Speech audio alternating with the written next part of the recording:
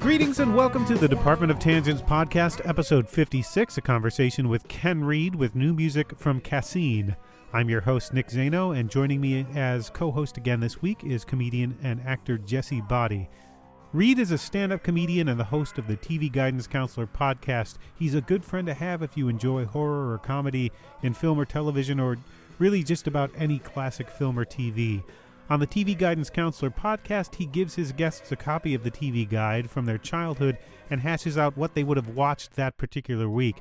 Chances are, Reid has seen whatever show or movie his guests have seen and probably owns the soundtrack.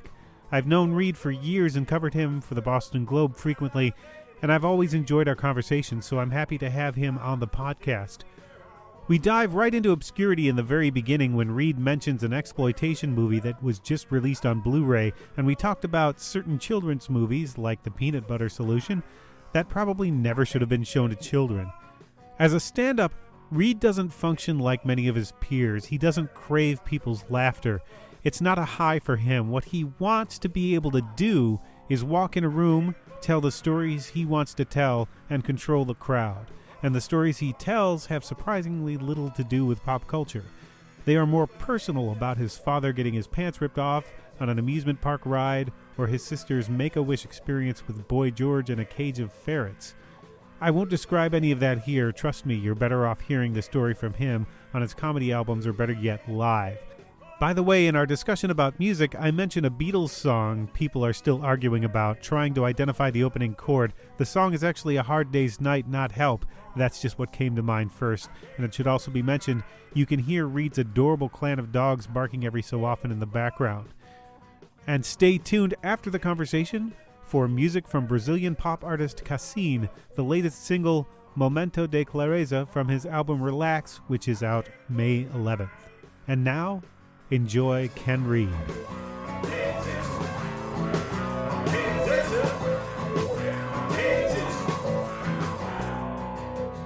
never seen Ken in the daylight. Yes, I have once. I'm so sorry. You do go out in the daylight, right? I almost exclusively go out in the daylight now. Uh-huh. Because I don't like to leave my house. Well, why would you? We're sitting in your house right now, and you have... You're the guy, if there's something that obscure that I've never heard of before and have suddenly heard of, we'll say, do you have a copy of this? And chances are it's here somewhere on the premises. I like to lead my life like the friend you go to learn how to kill the monster that lives next door. Uh-huh. I have a book on that somewhere. Like that kind of thing, which is a bit of a burden. But yeah, this is our adult room. And that it's I don't mean it's pornographic. It's like the most normal adult room, aside from the gigantic television, Which is magnificent. Black Friday deal. 75 How did you inch. Carry it out. 4K curved TV. Got it for $600. Wow. Who did you have to fight to get I it? murdered 4 people. No, BJ's, the store. I didn't earn it through BJ's. Not the act. White glove To be service. clear. Yep. Yes. We're just funny people. Where'd you get this? How'd you get it? Wow, what a deal. BJ's. Black Friday BJ's. This is some type of record to slip in a dick Yeah, joke. That sounds like an exploitation movie. Black Friday BJ's. Have you ever heard of the movie Welcome Home, Brother Charles? No. It just came out on Blu-ray, and it's horrifically offensive. It's a 70s blaxploitation movie, Well, but it's glad they about got to it, it's about a guy who's I think he's set up for murder, and he goes to prison, and his masculinity becomes possessed by voodoo demons, and he enacts revenge on everyone who wronged him with it. And it's not a pornographic film. It's just a plain old guy getting what's his. Yep. Someone was like, we need to put this out on Blu-ray in 2018. There must be so many things that aren't out on Blu-ray yet. Yeah, like major things that people are like, wow, a beloved movie from my childhood. That's not on Blu-ray. Watcher in the Woods, or even The Peanut Butter Solution, but no, Welcome Home, Brother Charles instead has come out. What's the Peanut Butter Solution? Oh, it's a Canadian movie that was Celine Dion's first ever gig. She does the soundtrack for it. And it was made in conjunction with Canada's sort of children's television workshop. And it is the most twisted children's movie ever. This kid sees a ghost and loses all his hair. Normal. Like in the Crash Test Dummies. Yes, exactly. And so he goes to a gypsy who gives him a recipe for a thing called the peanut butter solution that will regrow your hair. But he uses... Yeah, sounds normal Yeah, sometimes. he puts way too much peanut butter in, and so his hair doesn't stop growing. Here's where it gets weird. If you take his hair and make paintbrushes with them, you can make magic paintings that allow you to go into the paintings. So this evil magician kidnaps him and a bunch of children, has them chained up in a sweatshop making paintbrushes while this kid is drugged up with his hair just constantly growing. And that's the premise of the movie. That sounds to me like you have a group of writers who are just really good at transitions, and somebody said, yeah, we'll try to put these things together. Yeah, like did an Exquisite Corpse kind of thing. Yeah. Well, I also feel like because it's a Canadian movie, like they wrote it in French, and then the guy who they had translated to English didn't speak French. Maybe he's just like, no, yeah, I got it. This is what it says. It was actually the original script to E.T. Yeah. And But just nobody knew it because it was garbled in Google to French. Translate. It's a pretty good movie, but I wouldn't, even though it's aimed at children, I would not show it to a child. I think that Tim Burton should remake it. That would be pretty good. It's one of those movies where I have a lot of people who, much to like, oh, here's this obscure thing where they're like, there's a movie I saw when I was a kid, and I'm like, Peanut Butter Solution. Yes, it's almost always that or Watcher in the Woods are usually the two big ones that people are like, oh, so scared. Is that a burden you get a call at 2 a.m. going, I just woke up with this image in my head. What is this? If it's something that's not Googleable, yes. Like people will be like, some guy going click, click, click, and then I think there's a bird. Like, Yeah, I've been making a joke lately that my two favorite inventions of the 21st century are Uber and Wikipedia, and I've never used either, but they both mean I get fewer phone calls. Which is just leave it true. on your answering machine. Peanut butter solution. Yep. And then Watcher in the Woods. Yes, it was a real episode of Punky Brewster. Oh, sorry. I recently went to the apartment building from Punky Brewster. Oh. and how was that experience? It's pretty exciting. I specifically hunted for it last trip I was out to LA. And it's on 7th near Wilshire in Koreatown, not Chicago. But then when I was there a couple weeks ago, I just accidentally parked in front of it. And I was like, oh, it's Punky Brewster's apartment. Did you recognize it? You just turned and went, oh, Yeah. that's it. Yeah. Because that happened to me back in January when I was out there, because I parked in front of the library, which is actually used as the police station in A Nightmare on Elm Street. I think I remember you posting about that. Yeah. What do you get out of visiting a place like that? It's kind of exciting. Well, it's like a sense of uncanny, because you're like, this is really familiar. Why do I know this place? And then I'm like, oh, it's the jail from Nightmare on Elm Street. That's actually a public library in Hollywood. It's just kind of exciting to see, especially where it's movies like that, which I've seen so many times, that something that you're so intimately familiar with, to see it in person is very strange. You just did the high school in Heathers, too. Yeah, I went to the Heathers High School. I think I've hit all the high schools from things in LA. So John Marshall High School, which is the big one, which was like Rock and Roll High School, Grease, Wonder Years, like everything used that high school. And then Van Nuys High School, which is from Fast Times at Ridgemont High, Valley Girl, and then this middle school in Santa Monica, which is the one from Heathers. I would think that it'd be somewhat anticlimactic, because you'd get there, you'd look at it, like, oh, there it is. And then it's like the Grand Canyon in Vacation. Oh, there's the Grand Canyon. Oh, Sort of, but it's, I don't know. My brain is also broken, so that this may be a part of it. But where you're like standing where they were standing when they shot the movie is kind of odd. And also, like, one of the things that I'm slightly obsessed with is the things I grew up with watching here, and we're in Boston, not in this house where I live now. That'd be strange. But I grew up in a mile and a half from here. Used to sneak into his house all the time. You never knew. Yep. Sorry. Sorry, Rushes. That was the name of the release deliver. But I, it feels so far away from that stuff. And there were so many like hazy late nights watching those movies to then be in it. It's sort of strange. Like you feel like you've kind of gone through the looking glass. And not as much as when I went to the Monroeville Mall from Dawn of the Dead. That I would go to. That I would love to go to. That isn't. Last time I went was in 2005, and it was still almost exactly the same. The skating rink was now the food court. That was the major difference. But like the little bridge was there, the little fountain, the JCPenney's was the same. So I was like going up and down the escalators and smiling like I'd never seen an escalator, and like riding the elevator. And that guy's been on the escalator for an hour. What is he doing? What's the protocol for when? But like the house from A Nightmare on Elm Street, which is right off of Sunset, looks like this suburban New England street, but it's literally like a block from the Sunset Strip. You made a comment earlier about wanting to be the guy who has a book on beating the monster that everybody comes to. The lore keeper. The lore keeper.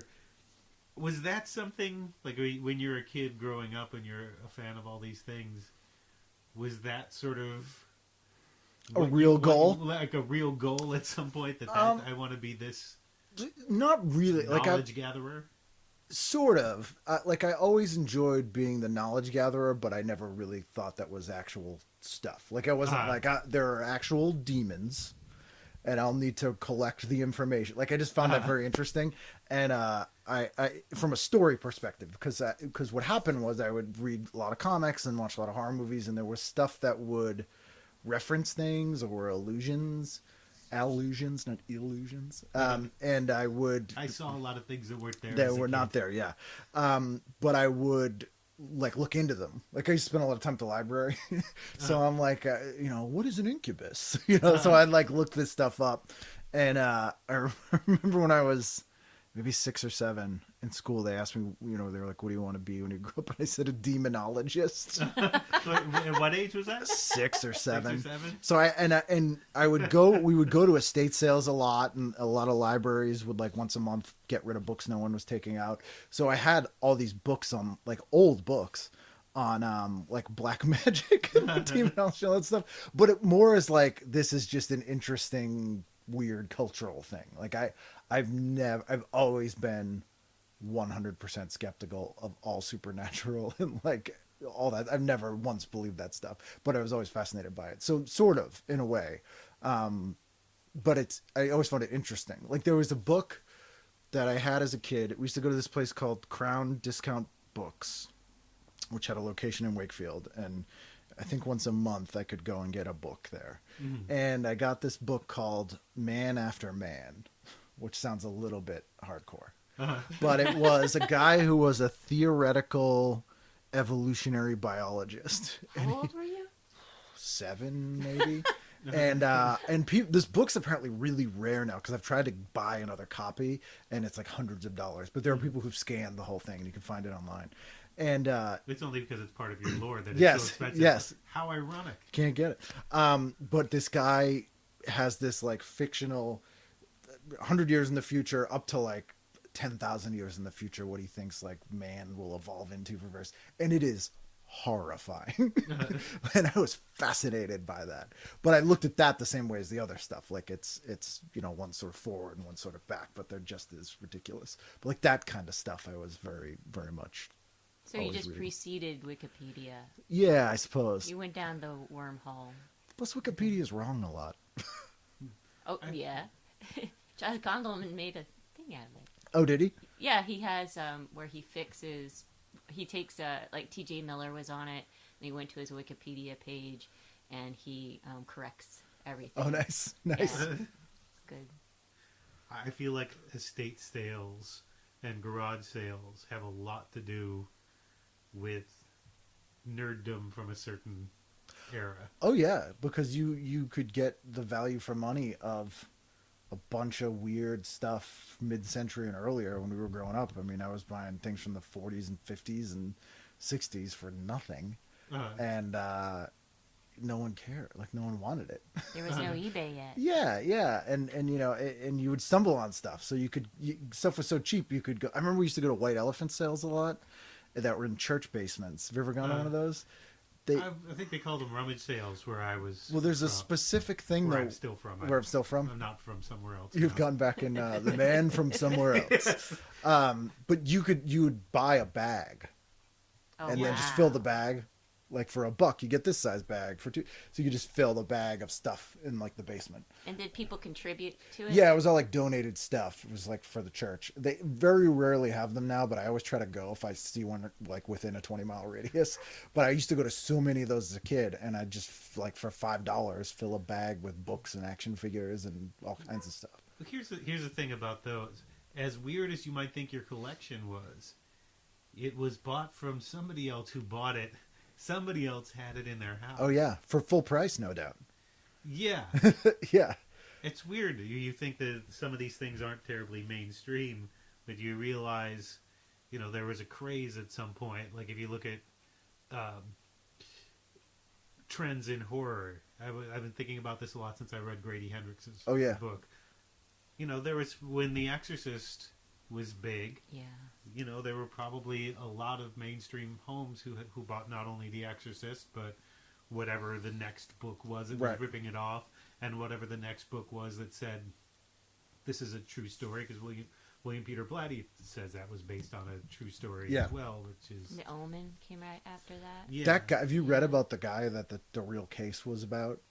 I haven't read about it. I've heard a bit about it from hearing about he just went on and had like a normal life. Like he clearly had a mental illness. Like it was, but it was a boy, and they found out who he was, and like there's someone who hunted him down. They have like his high school yearbook, and like he worked a normal job because it was always like an anonymous thing, and it was like the last official exorcism that the church conducted in America. Well, I went to the Exorcist stairs in D.C. That was exciting. The Exorcist stairs? Oh, yeah. From the front stoop? Yeah, and then when he jumps down, when he falls down the stair, those really steep steps.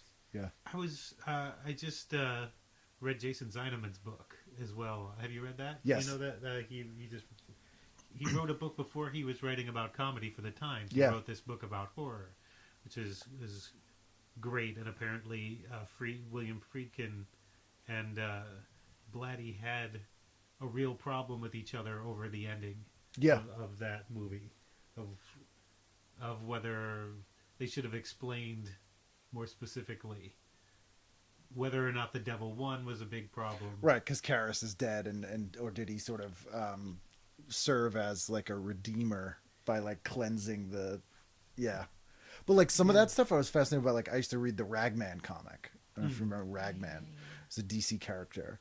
And he is a biblical redeemer. Like the concept of this superhero is that each of his rags is a human soul. And so his power is derived from, I have 1,000 souls, so I have the power of 1,000 souls.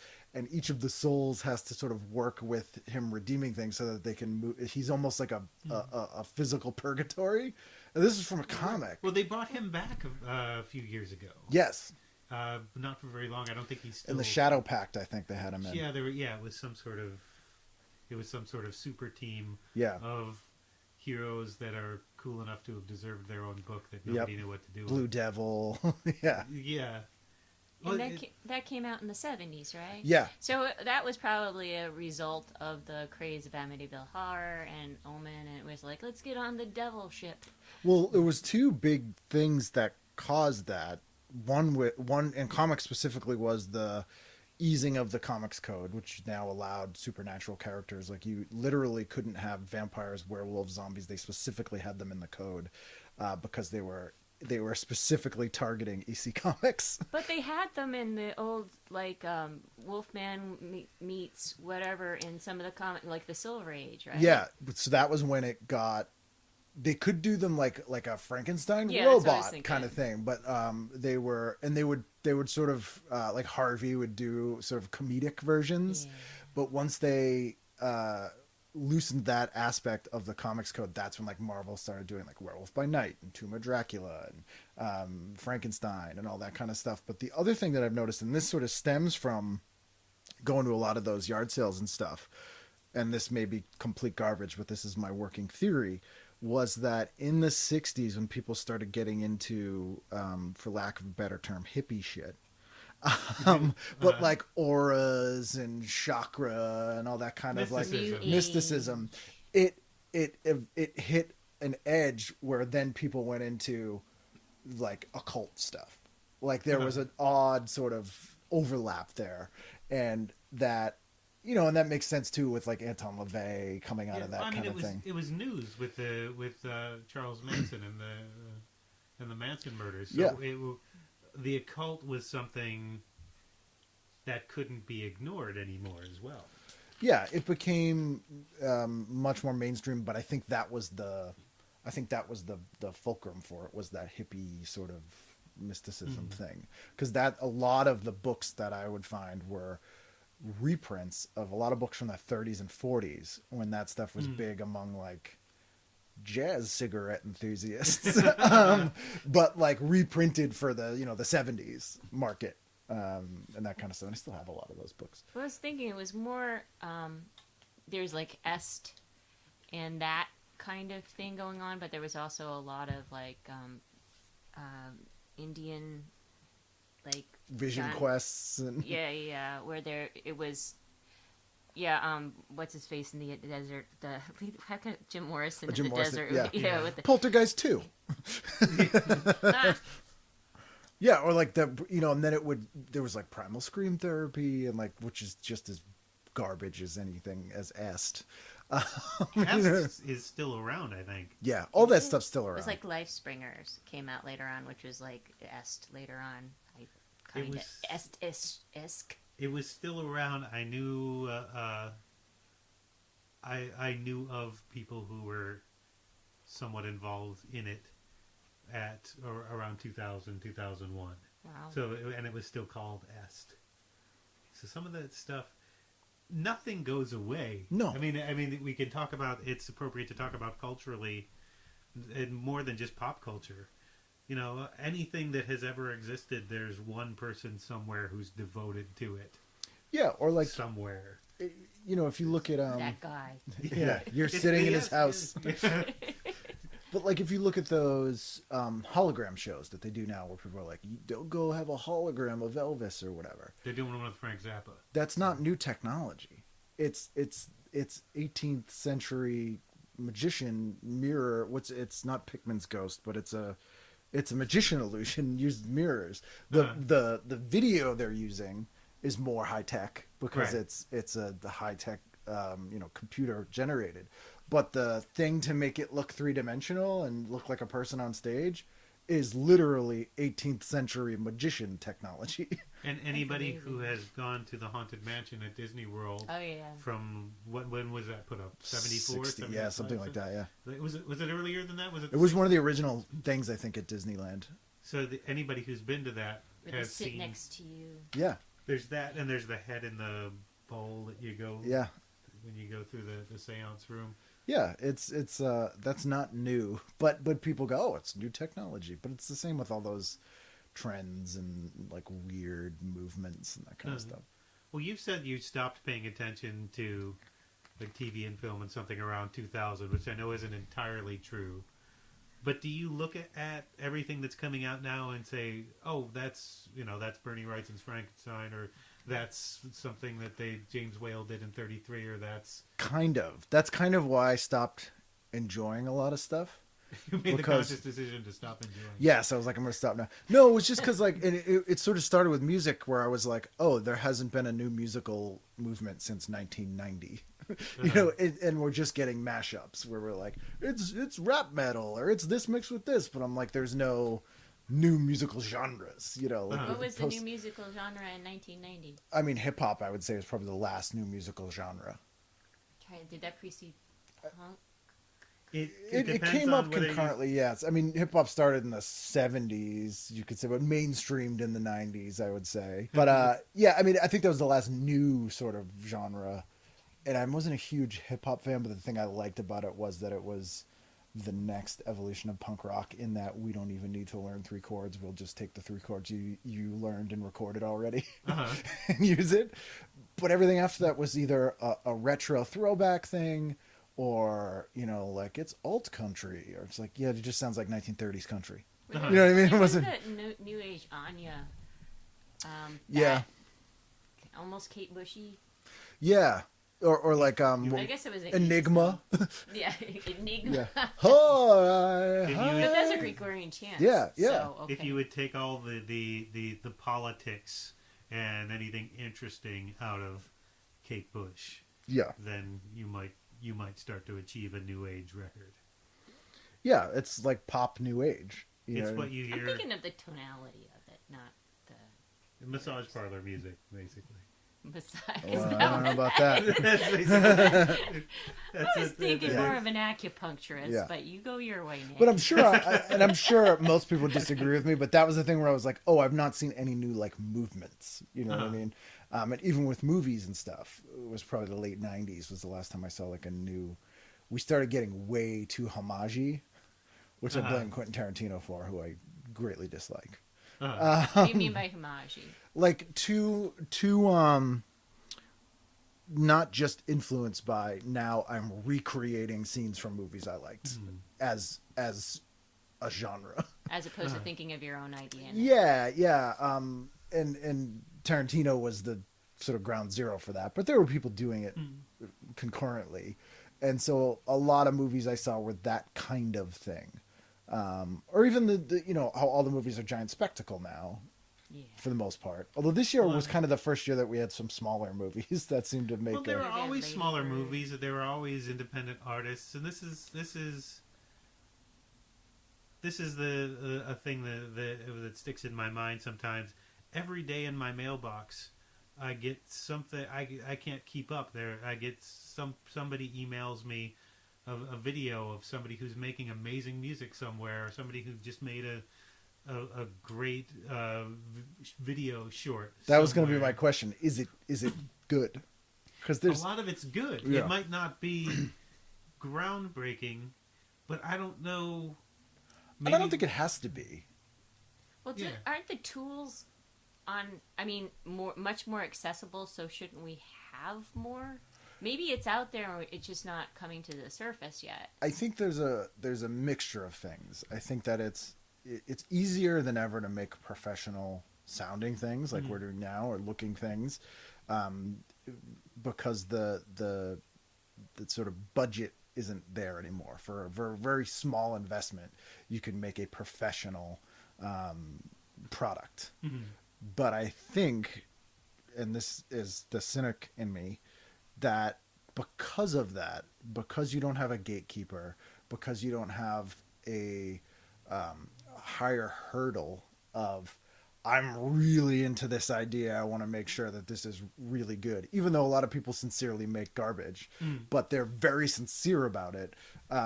You're getting stuff that's not as good as it could be, and a lot of stuff that just never should have been made, because the person in the past no one would have said yes, or that no one would have believed in them enough to invest in it. And I this is sort of the opposite of everything I stand for in a lot of ways, because I am very DIY. But in a lot of ways, there's something to be said for if you had to sell somebody on your idea and sort of get someone on board, and hearing no 4 times might make you make it better, so that when you go back the 5th time, it's great. And when you don't have to do that, you essentially can do a demo tape that sounds professional now. And that doesn't always make great stuff. The hurdle now is standing out from that. Right. I think. I'm not sure that it doesn't have the same kind of effect.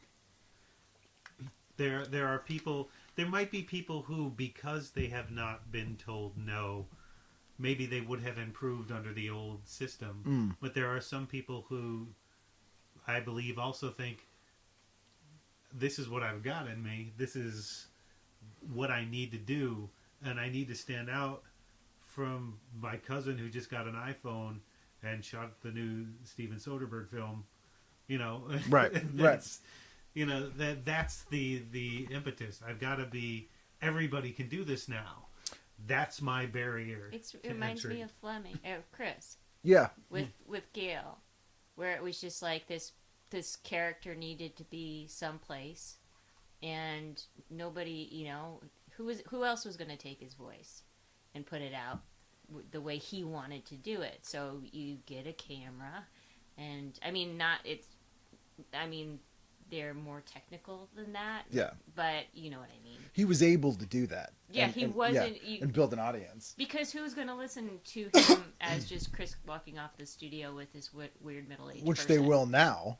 Yeah, it's because a you proven put it out commodity. there. But I guess I look at it more like music, where the thing that I always look at is you can have software that makes you sound technically proficient if you are not. Yeah. So as a result, that sort of years of practicing and personal sort of innovation that you need to go through is missing.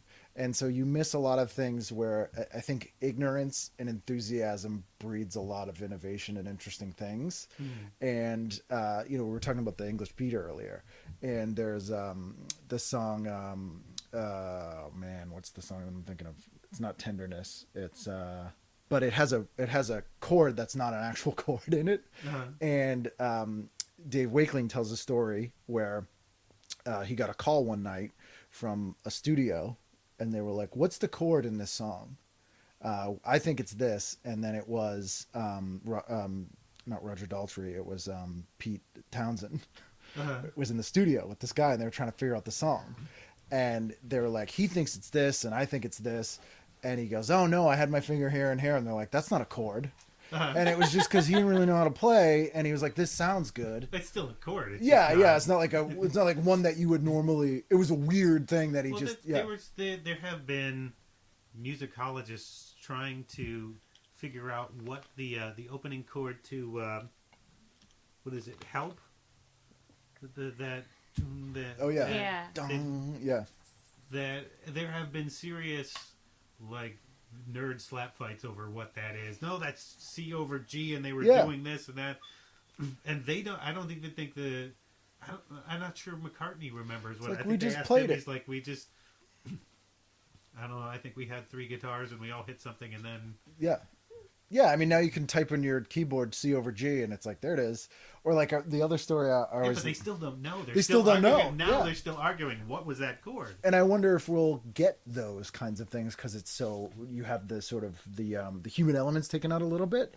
Like there's a story that I'm probably wasting everyone's time here. I apologize. One of my favorite stories about David Bowie when he did All the Young Dudes for Mott the Hoople. He wrote that song, and there's a piano part that they couldn't play. They were just like, he did it as a demo, and like they're like, and it was some weird thing he did, not from being like a virtuoso. It was more from being an amateur piano player, and so he had to play that chord or that section in the studio. And Top of the Pops had a union rule that if you played on the record, you had to appear on the Top of the Pops playing, like miming. All this because they didn't want like studio musicians to not get to be on Top of the Pops. Like you played it in the studio, you have to play it in the thing if you're on the record. So if you look up Mott the Hoople on Top of the Pops, David Bowie is playing this one piano chord in the back. Like no one mentions it. He's just there, and because he played it in the studio, and like that kind of weirdness, I don't think is a 1-to-1 translation to things like other art forms. But that's Did you invite David? Yeah. I didn't invite David. What's he doing here? He's back there with a crazy. piano. Yeah. How did he get a piano? Yeah. Bing. Yeah. He's doing that thing. That thing he did in the studio during the song. That none of us That could wind recreate. up on the record? Yeah. Oh, I thought we were just tuning up. Oh, Jesus. Now we got to bring him on Top of the Pops. Now we need a remix. Oh, Lord. So, so yeah, I appreciate that idea, and I thought about that. My first job out of college was at a book doctoring firm in Buffalo, New York, where I was editing and critiquing unpublished novels by hopeful authors. Oh, I Just bet had a that was picture of hell on you earth. with a little stethoscope on the book Yeah. going cough. Yeah. No good. Weighing it. Turn your head to Yeah. the left and cough. Turn your head to the right and cough. Just picturing like a clinical pathologist, like an autopsy room. Yeah, I wish it were. Keep all the It was manuscripts in a fridge. Many of them were dead on arrival. Yeah. It was a terrible thing. That was part of the point. I wrote an essay on it that I put on. It got an early version of Paste magazine, and I've expanded it on the the website, but I thought of the idea, if these people had to type this on a typewriter, how much easier would my job be? Yeah. How many fewer crappy manuscripts would there be? But then I think if I had to type everything that I wrote on a manual typewriter, I wouldn't write half as much of what I write. Well, have you heard Ray Bradbury's comment about that? No. Where in the I don't think so. 30s or the 40s, when he was first writing, a lot of people didn't own typewriters. So you would go rent a typewriter. And there were basements of office buildings. Like, you couldn't take it with you. He would go and write them there. So he learned economy of words because he was like, I'm paying clock. by the minute for this typewriter. So I'm not going to, have a bunch of garbage in here. I want it to really be as efficient as possible. And he directly attributes that to just not wanting to spend too much money on renting the typewriter. Before you leave, remind me, I have a whole box of 80s awful horror paperbacks that you're welcome to take whatever you want. Yeah, I have a bunch. Someone gave me about 100 of them. How many books, movies, and songs do you think you have access to right now sitting here? Oh, Jesus.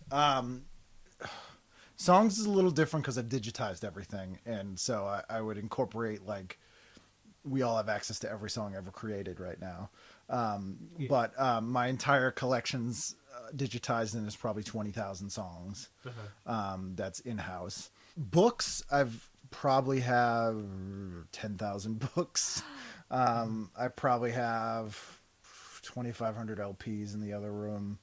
I have probably 10,000 DVDRs of old TV and VHS tapes that I've converted, and then probably another 6,000 like commercial Blu-rays and DVDs. That's amazing. How much of that have you actually read and heard and watched? 60%, maybe, I'd say. It's probably fairly accurate. Do you get things because you need to sort of have this in the collection and someday I'll get to it? That's what I used to do, and I've had to stop doing that. When I was growing up, we didn't have a lot of money, and I kind of aspired to be a hermit. And I never would pay full price for stuff, but I would be like, oh wow, I should get this now. And so I would.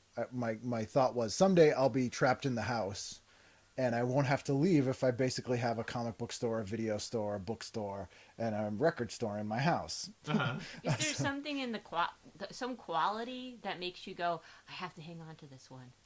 No, I mean, some things, if I can't get it in another format, like I've never been like fetishistic about like a tactile thing. And I have been trying to get rid of stuff, believe it or not. Sometimes I'm just getting a dumpster and throw everything away. But it's not garbage. If that's the hard thing. Let me know. Yeah, that's the thing. I'm like, it has some value, so it's not like it's not dead cats and pizza boxes. But it's not like I used to be. You're right, exactly. Every time I saw a dead cat at a thrift store, yeah, I would pick it up. I don't have a tabby. Stick it in a But it's like, so like for DVDs, for example, like when those first came out, and this will sound ridiculous to people, although probably not you guys, it was a novelty to be able to own a movie, and to own a movie that didn't look like garbage, because we were used to VHS tapes, and you could only maybe buy a previously viewed tape that was beat up and looked like garbage. So you were like, wow, I can have this and watch this whenever I want. And then when I got over that, it was like, okay, I want stuff for extras as well. So now I've kind of gotten rid of anything that's just the movie and a nice transfer. I can stream it. And if it's stuff that, has some extra or a commentary track or something like that I want, then I'll keep it. That's the one thing that makes them worth anything, is that and I don't understand how you can't get that on streaming yet. Some of them do. There's a thing called Movies Unlimited, where you can, all your like digital codes that you get in Blu-rays and DVDs that no one ever redeems, you enter them in there, and then it allows you to watch them on any streaming thing that has it. So like Amazon, Vudu, any of those things, which like most TVs have now. And I've discovered that a lot of newer movies, you can, the commentary tracks and the extras are also on the streaming. Oh, that's cool. Yeah. That's good. That's the most fun sometimes. It makes it worth looking at it a couple of times. I also think we're missing the liner notes too, though. Although so many people like vinyls made a huge comeback. Like I've noticed that in order to entice people to buy a physical thing, Yes. the special edition versions are much more elaborate than we used to get. Well, I think it was last week or the week before, there was a story that CDs are outselling digital now for the first time in a decade. Really? I mean, I would always buy the CD because I could rip it, read the booklet, like especially in the old Rhino discs, like those compilations that have great liner notes, and then just sell the CD. I feel like the accounting's probably a little better for how much the artist gets on physical product as well. Yeah, it's been interesting since I put out comedy records, getting my statements every quarter. And seeing like the streaming revenue versus like digital sales and stuff, and something like 10,000 streams, it's like $4. Wow. Yeah. It's like really, but I'm like, wow, 10,000 people listen to this. But I'm like, wow, if 10,000 people bought that track.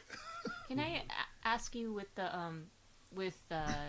your podcast, is it making any difference with the comedy sales, or is? It did a bit, I think. Like, I think there were people who come out to see me do comedy because they listen to the show. And How's that changed, like, in 4 years? Definitely more people come out to see me because they specifically know me from the podcast, which is cool. Do they expect you to do pop culture material because that's what they get? A little bit. Like, and I do a little bit more of that now on stage because of that. Although I also, like, my act now is very, like, I'm just winging it more than ever now. So it's a lot of just stream of consciousness nonsense. So that stuff tends to filter in a little more. So where are you playing next? yeah, no, I'm really selling it. But because I've kind of I'm doing so many fewer shows, partly because I feel like there's just less shows to do. And unless I'm doing, like, some big thing at a theater and I'm opening for someone and, I'm expected to be like exact time and whatever. I'm just sort of like, hey, this is a live thing. It's a one and done. I'm just going to ramble and this might be interesting, so the pop culture stuff falls in a little more. I did sell a good amount of the albums from podcast listeners and that was one of the reasons I did the last record was because I don't have ads and I just started a Patreon, but people were like, oh, I want to somehow contribute to the show. And I was like, well, here's a thing you can buy. So a lot of people bought it as almost like a tip. Listen to the show. Well, you've said you don't want to put ads in the show. You don't want to make it commercial because it would feel kind of dirty to you. Is that still your... Yeah, it would feel dirty to me in a way that was not worth So people have approached me about it. And the numbers would be like, if I had an ad every show, I might make $200 a month. Like, I'd recoup my cost, and I'm like, that's not worth having to talk about FanDuel. You know what I mean? It's like, I'm like, and the last time I did those numbers with a sales group, that's when I started the Patreon, because I'm like, people want to give whatever, and I make about $100 a month through the Patreon. That's mostly like $1 or $2 pledges from people, and that covers like pretty much all my like tech costs. So I kind of break even. So I'm like, yeah, that's fine. Yeah, you're on. Was it 200? You released your 286th episode. Yeah. This week. Yeah, and I think I have up to my 300th in the can. Who was your first one? The first one I recorded was Josh Gondelman. The first one I released was Mike Kaplan. And the person you last aired was Bonnie Hunt. Yep. Yeah. That's and I did that last week. And you've gotten to talk to a lot of your heroes. Yeah, which is insane. Bonnie Hunt was a big one. Bonnie was huge. Yeah. I mean, I love her so much. Like, she's so talented and funny, and I don't understand why she never comes up when people are like, women in comedy. And I'm like, Bonnie Hunt is the first woman to write and star in her own show. And she just like done all these amazing things and is also really nice and down to earth. And it's like mind-boggling that more people aren't like Bonnie Hunt. She closed it with something like, intelligent. The reason Oh, intelligent. God, yeah. And I'm like, because it was on the way over. I'm like, when we get to Ken's house, he might not be alive. I almost died. Yeah, getting a compliment like that is insane. What was it? She said it was three. She said three that adjectives. you said you're intelligent. You care about. You notice these things. Because you mentioned something, a particular detail about. Oh, it was Frankie. Yeah, she did a show called Life with Bonnie in the early 2000s. That was a sitcom where she played a woman who had a talk show, and there's a neighbor kid named Frankie who's always over at their house. And it's a comedy, and it's pretty light, but he would say these things where you get this picture that this kid's home life is hell on earth. And that's how it was when we were, you'd have a kid that would do that, and like he's got a drunk uncle and his God knows what's happening over there, and you would just get pieces of it. It was never explicit. They would never really focus on it like a very special episode thing, but it was always there, and I always loved that, and it felt so bad for that kid. And and I brought that up, and she was like, "Oh wow, thank you. I can't believe you noticed that." That happens frequently on the show. I think I think you talk to a lot of people whose work might not be held in the highest esteem by the general public. People that people would often dismiss as a one-hit wonder, or they were on this show, but it means something to you. Yeah, and I think that's one of the things that me getting to meet them is great. I always joke that it's people that I would love to have read an autobiography of, but they didn't have one, so I had to just go get it. Getting to sort of look someone in the eye and thank them is nice. But the other piece is, having done music and comedy and stuff, is if you're making stuff, you don't know who's watching it or listening to it and what they're getting out of it. And it's nice to sort of close the loop. To hear back from. Yeah. And it's, the other thing I've found is that I've sort of become friends with or remained in touch with almost everyone I've had on the show. Like when we go to Los Angeles, we'll like get dinner with these people, or like if they're here, we'll like meet up. And people have told me that's not normal for people who just like interview people. But I think it's because I generally have guests on the show whose work or something about them I connected with. And it generally turns out there's a reason for that, and we tend to get along. So it's like we're similar people or something. You have a universal point. Yeah. So that's kind of interesting. Well, something occurred to me when I was listening to that episode. Is one reason that I've always liked listening to it myself is because you talk about how important television is, and it's brushed off a lot of times as something that is rotting your brain, or something that's hurting a person if they watch too much of it. And you and she both talked about how it's something that was positive in a life, and how it was an informer, and that's exactly how I felt about it. And that's why I always think about you when I see like an old show or something like that. Yeah. It's also generational, and it's probably with your generation too, where we didn't have cable. There weren't thousands of things to choose from. And when like the Saturday morning lineup was announced on Friday, the preview specials, you're the only person I could think of that would give a shit about the enthusiasm that I felt that Sid and Marty Krofft was going to have another television show, and you're the only person who would know what the television show was. Yeah. And just your voice being out there and talking about things with some type of semblance of importance actually makes me want to listen more, because I hear you come up with some of these similarities that I come back to me. Well, and I think and I think that's how you treat your guests. Yeah, it's I'm fascinated by the shared experience aspect. So we all have this sort of almost collective unconsciousness shared experience of this popular culture, because there was less of it and we all watched it, which is nice, where a lot of these people I'd never met before, but we can sit down and instantly have a shorthand talking about something we both watched. There's also the aspect of, regardless of the intent, like say for those Saturday morning cartoons, some of those people who made that stuff were like, this is garbage, kids are dumb, I'm making this dumb thing, but then made something great. But some people wanted to make something great, and their intent was really to do something important. So that's interesting to me as well. And the other piece that I always find fascinating is that it does change.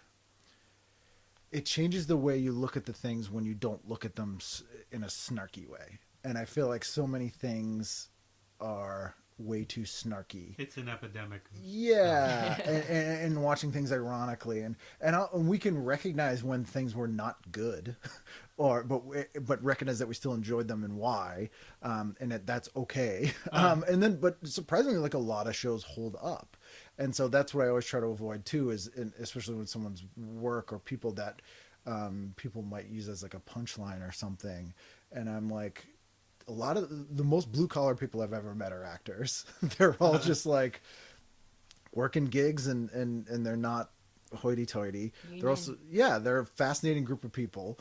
But at the same time, they're either like, that was a job I did once for 3 days ago, or, they weren't trying to make garbage. There's a sincerity. So it's intent is huge for me. So context and intent is what I always try and consider when we talk about that stuff, regardless of what it is. If it's Twin Peaks or if it's, the Bugaloos. I still want to be Joy so bad. No, well, I was going to say you mentioned One Day at a Time. Yeah. The reboot on that, which is a really good example. Yeah, they're essentially using more or less the exact scripts. And it's a blue-collar show, and it's very similar makeup of a single mom and 2 daughters, but now it's a Hispanic mother and 2 daughters, because that's the sort of socioeconomic group that would be in that role now. Mm-hmm. And it works. It's just no one now was making a show aimed at those people. Well, your show also is very flexible, and I'm wondering if you realized it was going to be when you started it. In that the premise for those who might not know is that you go through a TV guide from a specific week usually in somebody's childhood or maybe their early teens. They usually end up picking one between when they were 8 and 12 for whatever reason. And you go through and pick what you would have watched that week. It allows you to get into personal places in people's lives that you wouldn't have been able to access just going into an interview cold with somebody or researching online or through PR. You can get into a lot of places. It takes you through their lives professionally, because obviously there's some influence there, but it gets to something nostalgic, but often a lot more than that. It's sort of formative too. Like and a lot of times people don't realize the impact television had on them until we start talking about it, which is always interesting. And having that visual aid of flipping through that thing, because a lot of people go, oh my God, I totally forgot about this. I watch this every week. And this, you know what, I started acting because of that. They like won't even remember till they see it. But primal scream. Yeah, exactly. It's the thing I call est. But it's that's what we call a callback. That's right. But it's the thing about television is, especially when we were growing up, is it's very intimate. It was small, and it was in your environment. It's piped into your house, so it's intrinsically linked to your life and how you were living. It's not like movies where you're going out. It's not an event. And music, which is a big part of people's lives, but is more a soundtrack to a life. It's not a interactive thing. So a lot of people, and again, especially people of our generation, where they watch these things together, it's for a lot of people kind of the only time they spent with their family. Mm. So that's the other thing too. And one of the things that I've encountered is a lot of people were watching shows with their parents and weren't as much watching the shows, but were watching their parents watch the show and kind of learning how to watch things, or like try to reverse engineer, like, oh, they laughed at that, I don't get it, what's funny about that? Or why do they like this? And that sort of sparked their like not creativity, but part of the reason they would like go into the field they went into. So that stuff fascinates me. And you get to that with a lot of people who, I don't think anybody would necessarily think, oh, I wonder what Steve Albini watched Speed Racer as a kid. Yeah, and it doesn't or Rick Moody, or they probably, there are some that are more obvious, like Joe Bob Briggs or Dana Gould obviously has a lot of that influence. Fred Schneider.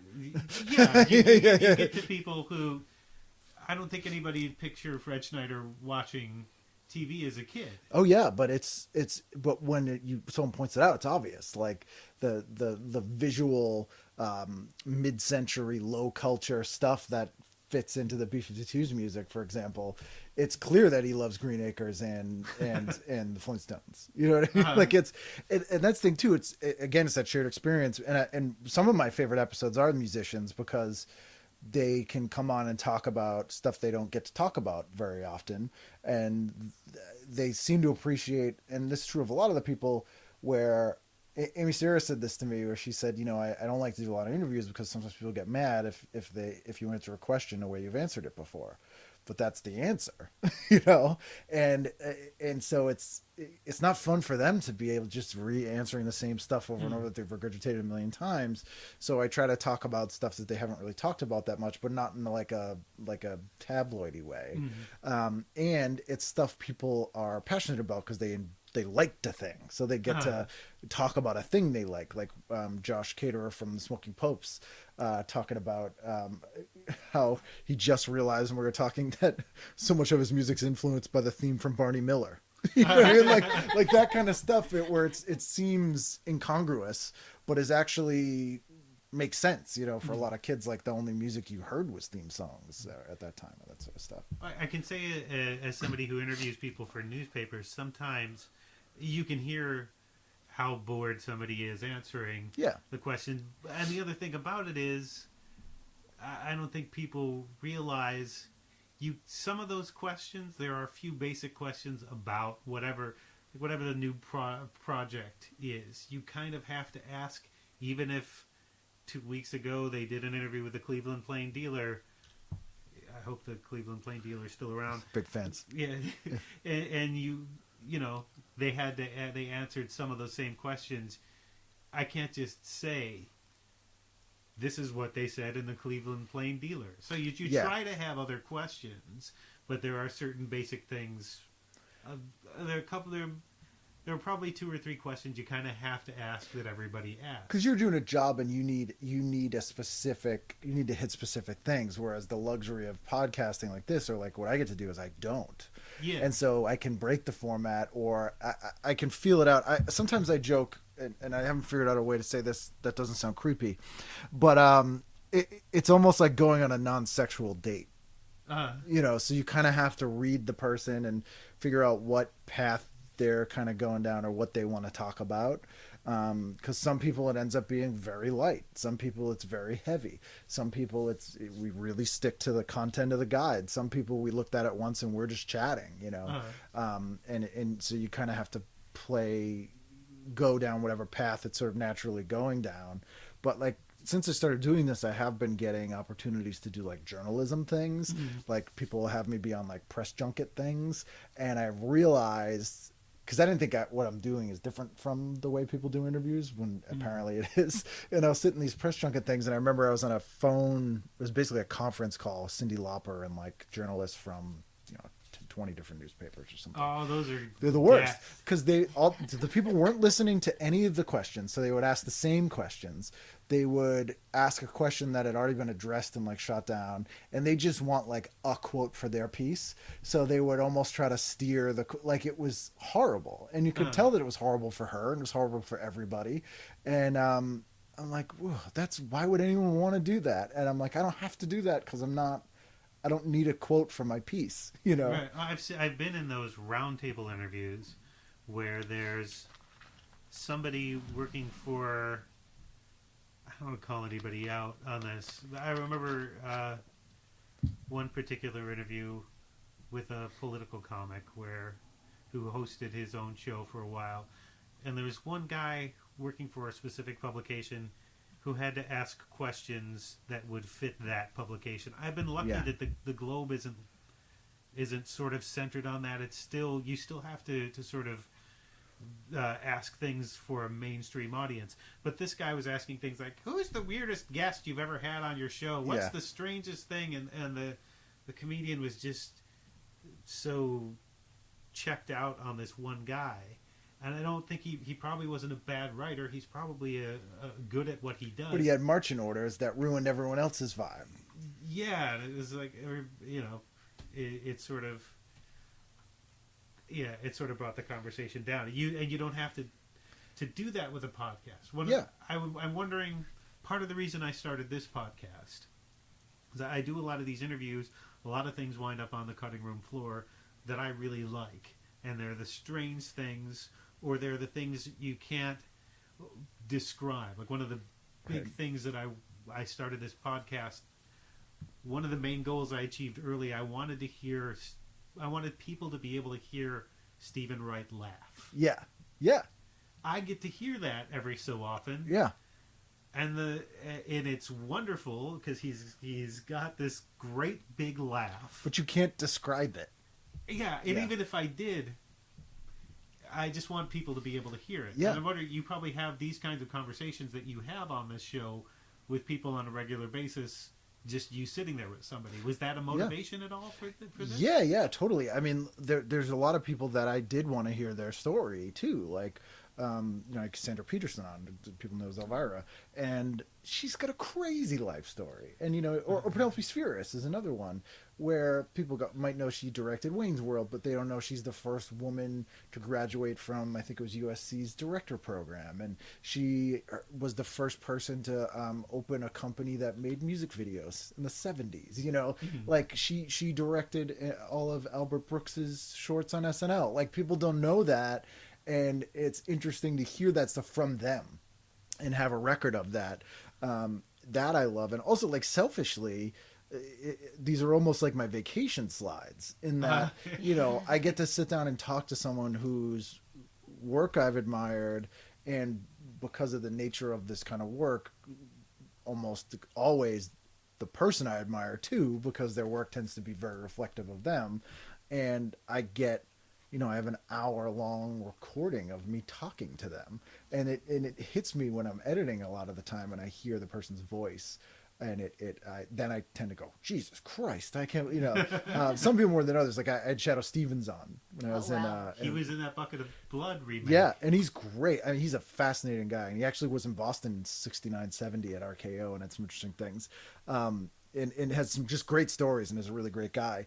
But that one specifically, because he has that voice, you're listening to it and you're like, Jesus Christ, you're hearing, it's very strange. And that Hollywood Squares remake, I bet, was wild. Yeah. Oh, he has some interesting things about that too. Yeah, he's got some great stories. Kentucky Fried Movie. He's done some. Great. He was the announcer on Ferguson's show for the whole run. Like, he's got some. Oh, wow. That's a fun one. Yeah. The one thing that I noticed with your show is that you plug directly into the culture that creates the person. Like, television is a reflection of the time and the place that you are, all the television shows that you're watching at the time. And you're kind of seeing what the inside of their heads were from childhood. Yeah, that's true. Grew them into who they are now. So you spinning stories off of people and their past makes total sense coming from that place. Yeah, it's easier, I think, for people to talk about an external thing without, not that I'm fooling people, but without realizing that they're talking about themselves. Well, the Comic-Con ones that you... Yes, of course the live you do. Ones, You were there. I was listening to the one with James Mercer. Oh, yeah.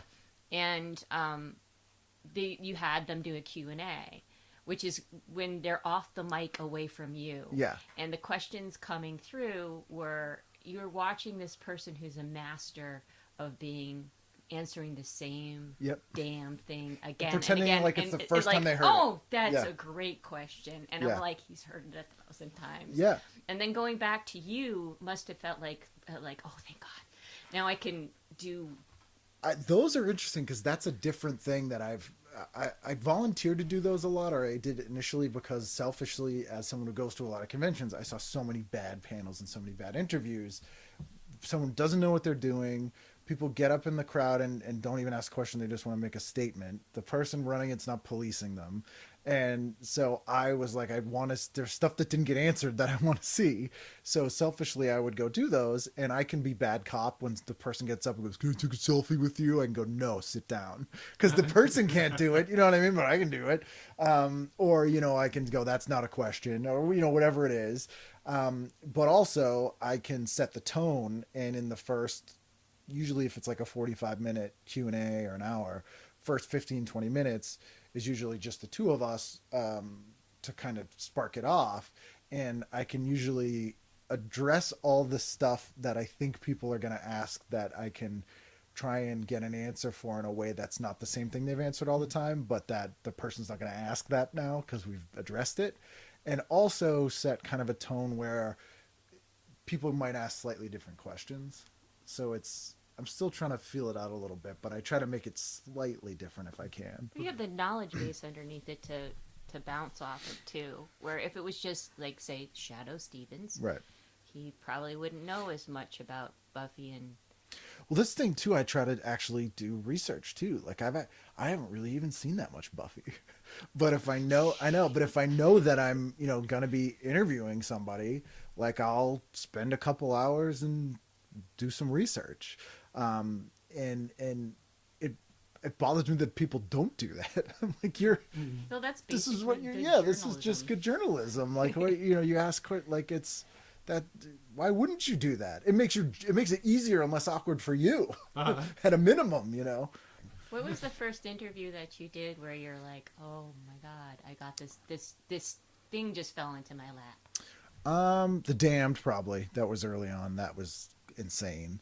Lorraine Newman was a big one early on. She doesn't do a lot now, does she? No, and she's great. And she's... In terms of interviews, I mean. Yeah. And she's a huge horror movie and comedy fan. Like, she goes to shows all the time and, like, watches new stuff and, like, is, like, legitimately enthusiastic about stuff. So, like, that was really cool.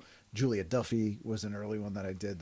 That's another person who you never see interviews with, and she's so funny. How did they land? How did they find you? So Lorraine, I knew, I did the Riot LA Festival, and she was there, and I talked to her after the show. And she also knew Mike Kaplan because her daughter went to a camp that Mike was the counselor at. All roads lead so to Kaplan. And then like Julia Duffy was here doing a play at the Huntington Theater. So I just dug up an email address and emailed her. What was the play? She was doing Guess Who's Coming to Dinner with Malcolm Jamal Warner. That's quite an 80s nostalgia bomb. Yeah. But she's so funny, and that's a person again that someone said this to me the other day, and I never really thought about it, but they were like, "Oh, you have so many women on your show, and it's great, and that you do that." And I'm like, "It's not an intentional thing. Like, part of it is that a lot of the work that I've liked, it just happens to be women who were in them or made them. Some of it is that it's people who I want to hear from that don't get interviewed a lot, or didn't, especially when they were coming up, which." Sometimes a result of the fact that they were women. And the weird factor is 10-1 women to men say yes to the show. Oh. 10-1, which is the exact opposite of what I thought it would be.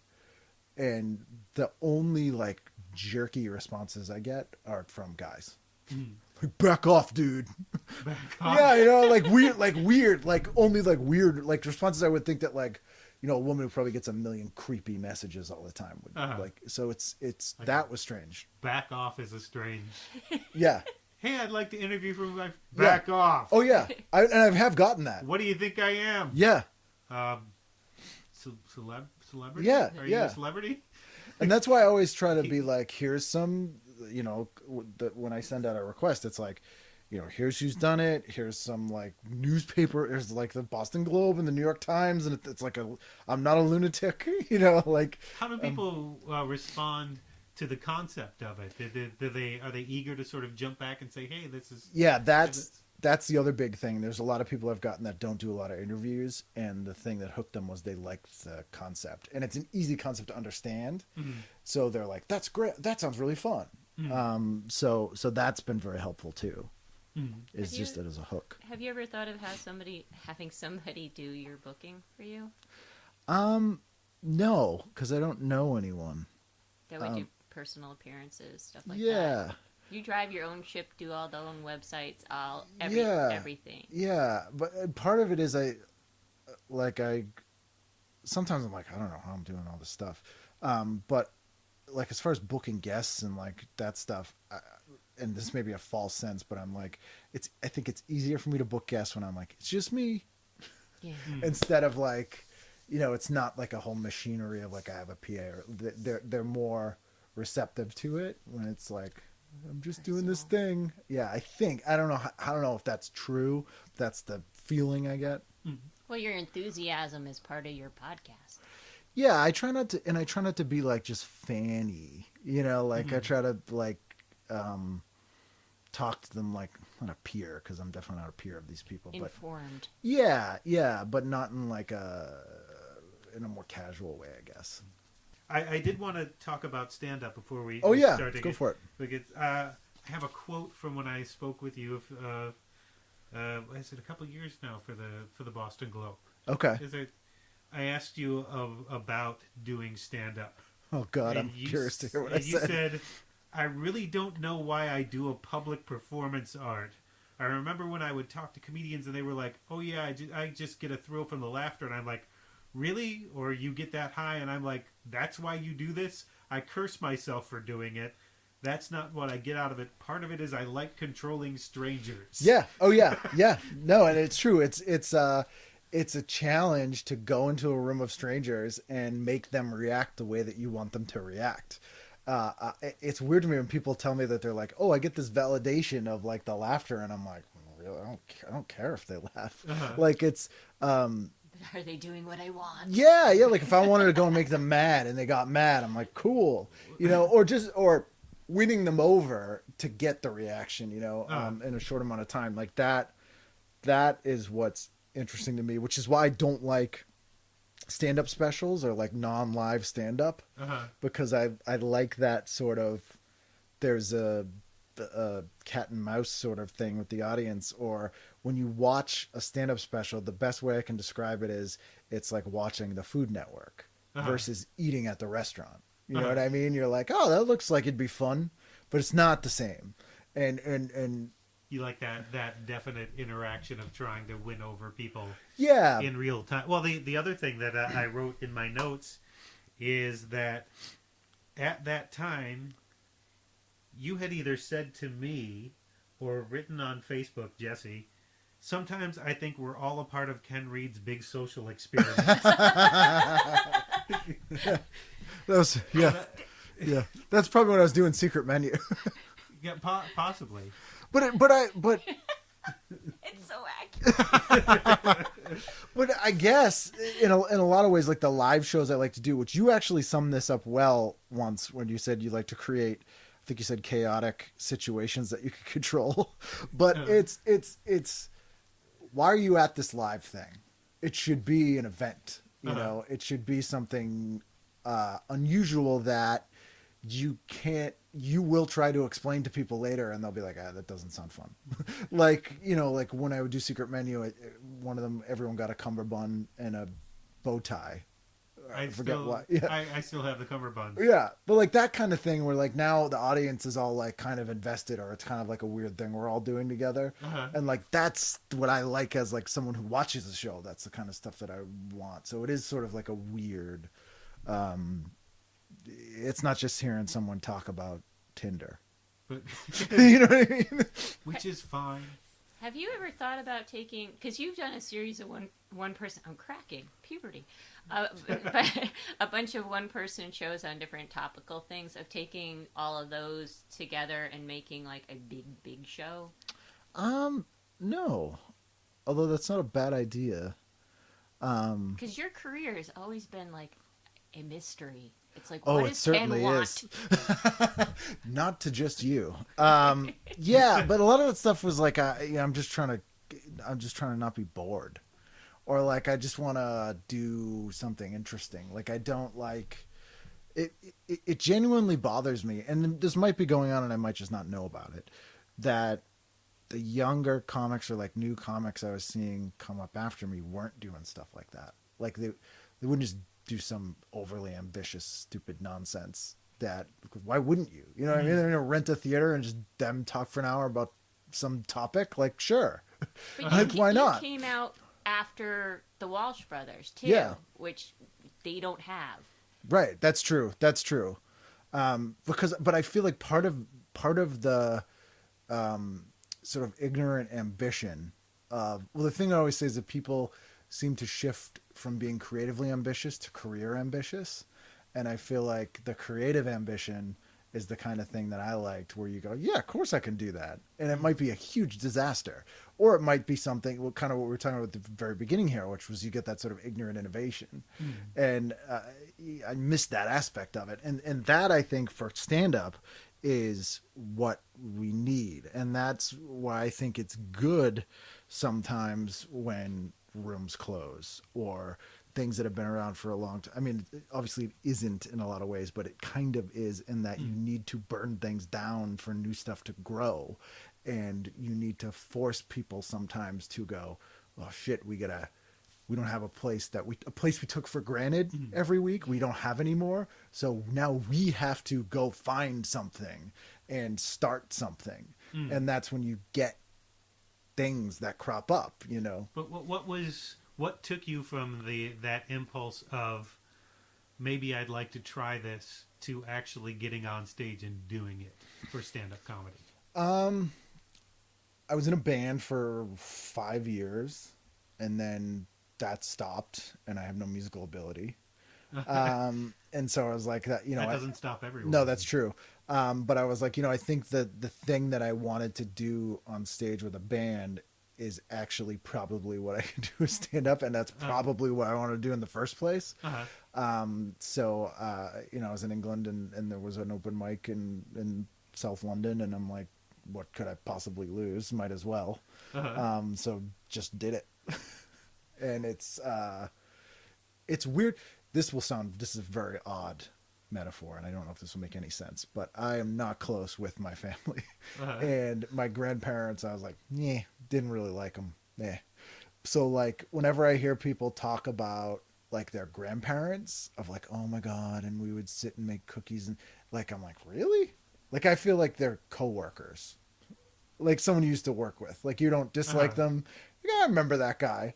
When people talk about like, oh yeah, I get that rush from stand up, and like, it's when they say that, it's the same as someone describing their grandparents to me. And I'm like, really? You know, it's like, you know, I'm like, you went up and talked about your dick for 10 minutes and like you felt great. Like, I just like, I don't like, it's. No, but then you talk about your family a lot on stage. Yeah. It's not the attention thing, I guess. Like a lot of people, I think, like that. Oh, everyone's focused on me, or Well, you're not. You're also the way you write is not like other people set up punch. You know, they're like, I'm into crafting the joke, and it's and that's not your style at all. I guess when you look at it that way, when they're doing like joke math, they want to just prove the theorem. And so they're like presenting their theorem, and then it got the correct, you know, like I plugged it into the computer and the computer said, that's correct. Like, that's kind of maybe when you write that way, what you want. And I don't know if that's true, but yeah, I'm more like, it's cooking and not baking, in that it's not precision. I'm not saying I got the exact ingredients right. I cooked it for the right time. It came out perfect, exactly as the recipe said that I created. It's more, you know, you gave me a hamper full of 4 ingredients. Maybe I come up with something here, and maybe I won't, but I'll see what happens, is more kind of what I like. When people give you a hamper full of things? Yeah, and I get a hamper on stage, and then I usually do some charcuterie. It's like an upscale gallery. Yeah. Get a watermelon and a hamper. But I've written jokes. Like, I'll write jokes on, like, Twitter, or, like, write jokes that I'll just, like, give to people, because I'm not doing them. Well, it's deceptive at times. I've talked to Mike Birbiglia about the same sort of thing, where people... he's telling stories, but within those stories, there are jokes. There are they don't bullet points. yeah, they don't look like the setup punchline because they don't detach neatly like that, but they're in there, they're woven in. They're contextual, like they have to be Yeah. a part of the bigger thing to make any sense, Mm. which is harder to do, but I think more rewarding. Well, you understand what the funny is. You understand what the humor is and what you need to hit in order to get the reaction. Hopefully. You must Hopefully. walk up with something. I'll usually know what I'll end with so that I can get out of there. But Ken Reid leaving. yeah, so that I know I can get out of there. But like, yeah, I especially the longer I've been doing it, the more I'm just like, I'm just gonna talk and see what happens, because why not? Like, and I've said this to younger comics too, where I'm like, you shouldn't be nervous, because unless you're really bad or really good, no one's gonna remember this. No one in this room is going to remember this. You don't seek approval. They're seeking approval.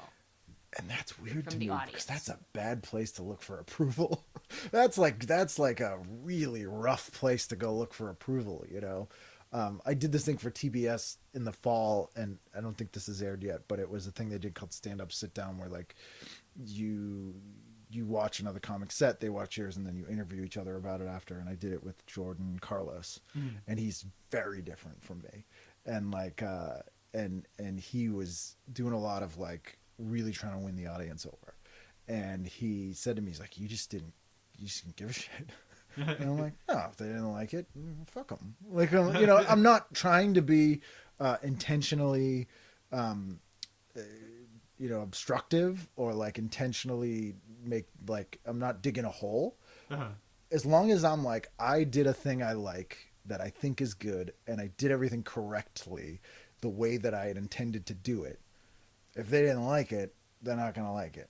The analogy you've used in the past is you're like a musician and I'm going up and I'm playing my songs. Yeah. Yeah, versus a cover band. Like, if you could be a great cover band, that room could love every second of everything you do. They're singing along. They had a great time. The next day they won't remember your name. They'll probably just remember they had a good time. Whereas if you're doing your originals, maybe 30% of the room loves it, but they really, really love it, and they're going to follow you and they're going to remember it. That's more valuable. That connection. Do you have things that you just want to, like, you're like, I have to talk about this. This is something that I know I'm going to get a reaction from me, that I have something to roll off of. Sometimes I found that the biggest thing that I usually decide kind of what I'm going to do while I'm watching the show, because other people will make me think of things. So that'll usually be where I'll start. The person before me will have said something. I'm like, oh, I got to think about that, or something like that.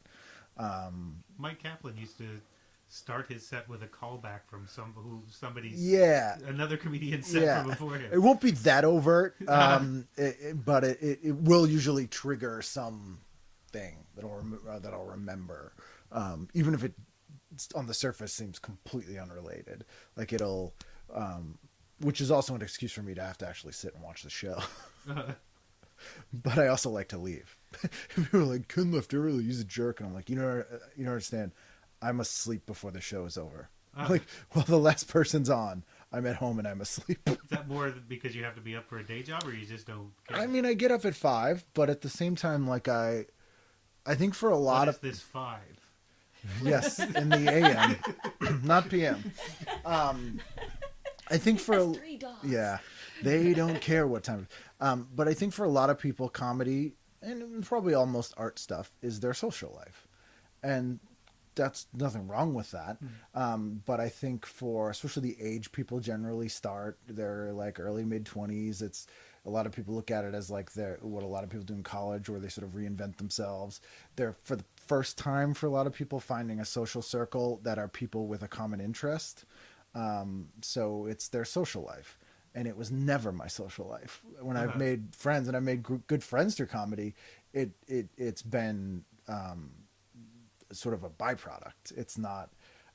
So I'm not there to socialize. Like I always say, like if I could, I don't drink, I don't hang out. Like if I could just be teleported on stage and then back home, I would do that. And I don't dislike seeing people there and stuff. It's not how I like to socialize. And I think for a lot of people that do it, and especially the people where they're like, I want validation, it's on and off stage too. It's like I'm with a group of people, like this is my gang, you know, even though they're very competitive and secretly hate each other. Well, Jess sort of asked this earlier. What do you get out of it? What do you want out of doing comedy and doing this podcast? What would be the perfect end result? Like career goal? So yeah. What do Career you want? or artistic goals? I mean, I feel like I've hit artistic goal. Like I feel like I'm making a thing that is exactly how I want it. It's people enjoy it. I get very nice emails from people who it's very pure. Like they're kind of it connects with people in a way that I couldn't force or try to do. And so that in that respect, I'm like, great. And I've also created, 300 plus hours of interesting chats that are now there. I don't want to say forever because nothing is, but they exist and can be accessed. And they're, again, this sounds very evil, but the way that I look at these things in the podcast and comedy too is as sort of a verbal virus, I call it, where you're infecting people's brains with pieces of your experience and thoughts. And that's amazing and weird that I'm now. Yes, it is. You know what I mean? It is a little creepy. He's gonna cackle now. Yeah, but if someone I watched on TV growing up who I connected with and they really got me through a horrible thing, or whatever, now in their brain is a story about my sister. And 10,000 people around the world have now heard this thing that happened to me, or a thing that we were talking about, and I'll never meet them. I don't know them. Some guy in Germany or Australia or whatever, and that's nuts. Like that's crazy. That's kind of people being better off for having known you, even if they don't know you in a shake your hand kind of way. That from a non-career standpoint, that's kind of the goal. Again, which there's no way to say that doesn't sound like a supervillain. But I would like to. It's very strange because whenever I go out to Los Angeles, I feel like I have access to all my abilities all of a sudden. Are you thinking of staying out there permanently? You've been going out a lot more lately. We would, but my big problem is that I'm very comfortable, and stability is a major component of my mental health. And so I'm wary of disrupting it. So I want to move there in a way that I can not have to start over. Well, the natural progression to me would be a regular talk show. Yeah, I mean, I at the same time, I would, if I could move to LA and have a similar day job and do what I do at night and podcast, I would happily do that. If I could, it's funny when I've been in writers' rooms or when I've been around people who are doing this for a living, making money on it, and I'm bouncing things around and we're swapping jokes out and stuff, and they're getting paid. I'm like, that's not a job. You know what I mean? Like, I'm like, it's very weird to me that's people can make a living doing that. There's the 401k. Yeah. Where I'm like, you just came up with 4 different jokes. It's not a job. And I'm not discrediting them. It's just, for me, it's hard to imagine that being a thing that you can live off of. So that would be great.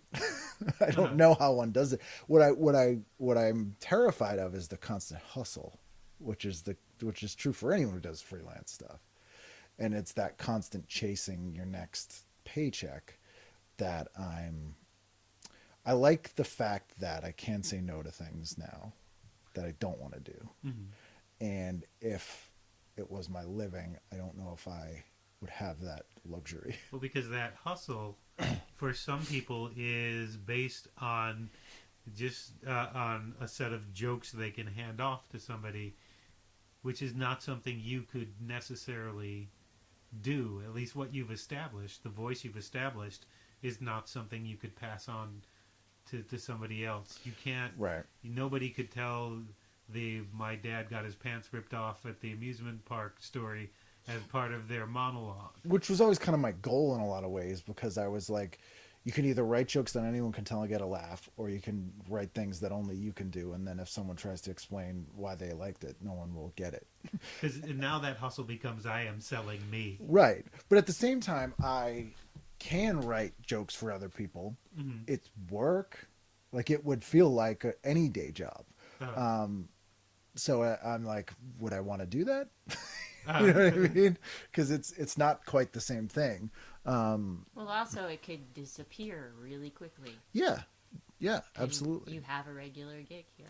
But that could also disappear. I mean, nothing is permanent, but just how tumultuous my childhood was, and how I spent so many years like, oh, if I just get through this thing, then I can relax when I get this thing. Right now, I'm kind of like, oh, this is my reward if I can relax now for a little bit at least. I'm not like constantly worried about like eating, you know.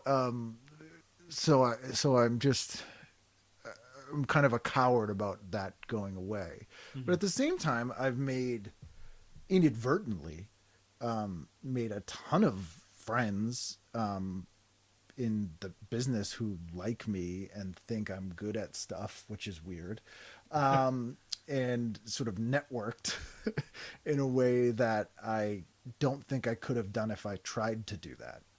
So there are opportunities that could arise that I would happily move out. That's right. Bounty Hunt called you talented. That's true. Which I almost cried. So, just in wrapping up, you're doing a couple live versions of this at the Limited Comedy Festival. Yep, I'm doing in New York City. Yep, New York Podfest on the 7th of April, and Women in Comedy Fest the weekend after that. Doing live versions of the show, so this should be fun. I'm doing them with 2 guests on each one, so I've mailed them each the same issue of TV Guide. They are doing their choices on their own. We will sort of dating game them, or newlywed game them, sort of in the live thing. So I keep trying to find a slightly different formula for the live ones, so that they're different enough, they're entertaining enough for the people in the room, but also work on for the people hearing it. So I think that tends to work the best. Where are all the various URLs people can find things? iCanReid.com, the letter I, KenReid.com is my main site, but that is my main site. But that has links to everything there. TVGuidanceCounselor.com has just that stuff, but my calendar and stuff is up on iCanReid.com, and all the merchandise and stuff. If people want to buy pins or anything, we get a new one just for the New York Podfest. It's an enamel pin recreation of Coach Lubbock's varsity jacket from just the 10 of us and Growing Pains. You love that. I do. I'm at Kenneth W. Reid on Instagram and Twitter, and the show is at TV Guidance on Instagram and Twitter and Facebook for the moment, until I haven't decided if I'm deleting that yet. But it's up there now. All right. Well, thank you, Ken, for taking the time. Oh, thank you. Thanks for coming out. Thank you, Jess. Thank you, Nick. An arrow to the head isn't always a trick. Thanks again to Ken Reid for sitting down with me in his home just outside of Boston, and to Jessie Baade for coming down again to co-host. You can find out more about Reid at his website, www.icanreid.com, and find out more about the podcast at tvguidancecounselor.com, or just look it up on iTunes, Stitcher, or wherever you get your podcasts. You can also find the Department of Tangents podcast on iTunes and all those good places. And if you enjoyed yourself, please consider subscribing or leaving a review to let other people know what you liked about it. You can also find essays, reviews, and more podcast content on the website at www.departmentoftangents.com. And now our featured track of the week, Momento de Clareza, from the upcoming album Relax by Alexander Kassin, who just goes by Kassin for this release. Kassin is an accomplished producer. He's worked with Bebel Gilberto, among dozens and dozens of others, and he's played bass with Caetano Veloso's bands. This is him stepping out on his own. This song is a grooving track with a popping bass that reminds me of Paul McCartney's more danceable stuff from the late 70s and early 80s.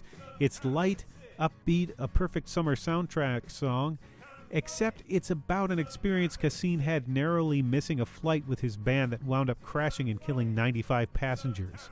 Kassin apparently enjoys mixing, as he says, dark lyrics and happy sounds. Relax is out May 11th from Lukabop, and you can find out more about it at lukabop.com. Here's Momento de Clareza by Kassin.